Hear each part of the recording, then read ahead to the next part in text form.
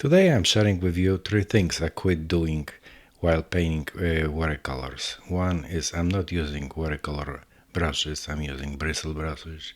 Second, I don't care about cauliflower edges or somebody says hard edges. A third one, I exhibit my watercolors without glass because I'm using special protective, I would say, wax. Well, let's see how I'm doing this, and you can see it if you like it. Let's go to the painting table. Okay, so you have this sketch done. I'm doing. Normally, people say watercolor washes, but in my case, I'm using bristle brushes. So this is like a layering rather, and I work from light to dark. And this is normally I've done it with oils and acrylics, and the same thing I'm doing with watercolors. And I'm defining right now the painting, and then I'll be later on working on details. Right now, it's just kind of layers, establish position of the painting itself.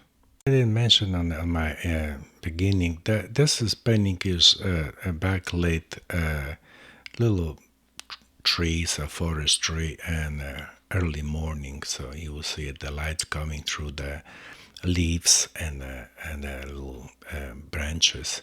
And like I said again, I'm using bristle brushes at very different sizes, shapes. And I continue doing the layering and to establish idea of the paintings.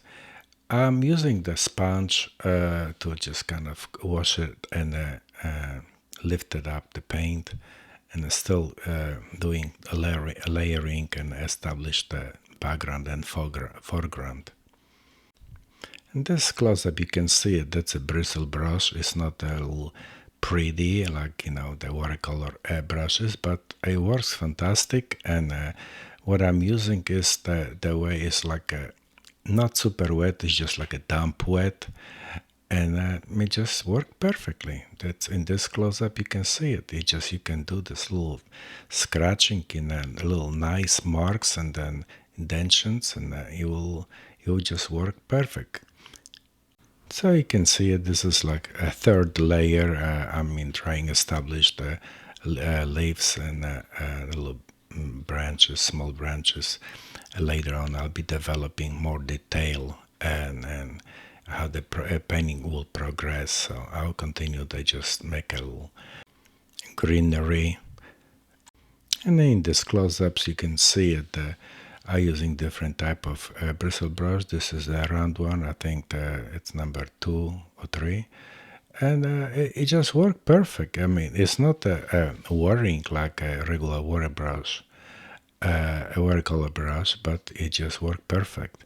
I would say, you may say it's just like painting with acrylics or oils, but now this is watercolor. Later on, I probably will bring the gouache paint to go over the watercolors, but right now I'm just building the layer. That's probably third or fourth layer on top of the little granite, and you can see it. The little marks they give the painting a little flavor and a little character.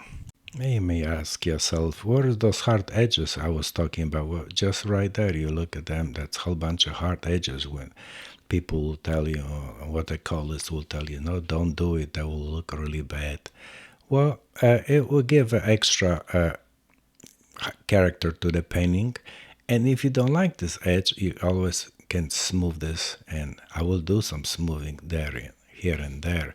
But at this moment, I'm creating the hard edges with overlapping each other that give you this little dimensions. You can call this 3D. I have mentioned earlier that I'll be using gouache and going over the watercolor.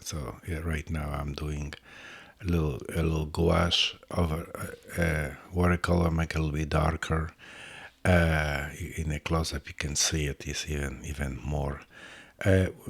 Basically, what it is the gouache is a watercolor but opaque, And this is where I want to show you what kind of gouache I'm using. I wouldn't be able to use the watercolor over a watercolor. I mean, to the certain point you can do it, but then there's a limitation. So that's the reason I'm using gouache and allow me to go over and be a little opaque, and especially on this situation like this, I don't need to do masking fluid. I just will use the brush and making those bristle brush marks. Here I'll be lifting paint, but I'm using, since this is large area, I'll be using sponge and and paper, and just make a little lifting paint. Here in a close-up you can see it. I usually using bristle brush and paper, water, and so on. And here is a little gouache. And finishing with a gouache, just little detail touch-ups and sign it so everybody knows who painted. And on this close-up or zoom, you can see it, a lot of hard edges, but they're working perfectly for this little landscape and lights coming through the leaves. Let's do it. I did it with bristle brushes and a lot of hard edges, and it works for me. Now, I was talking about it, putting my paintings on the, not on the glass, just exhibit without it, and this is how I'm doing. I'm using masonite press board and cover with acrylic glaze, and I cover my masonite, and then I'm putting the same thing on my painting, or back of my paintings, brushes nicely, and then I'm putting them together on top of each other, kind of make a registration so they'll fit perfectly the way I want it, and cover with another masonite, putting weight, not necessarily 25 pounds, but it works for me. You see it, and then I'll cut it and bevel the edges with a sandpaper, and there you have it. And that's what I'm gonna use now to show you that you can protect your watercolor with wax. And it's a cold wax, and it just works perfectly. And this is finished painting. And thank you for watching, and see you again.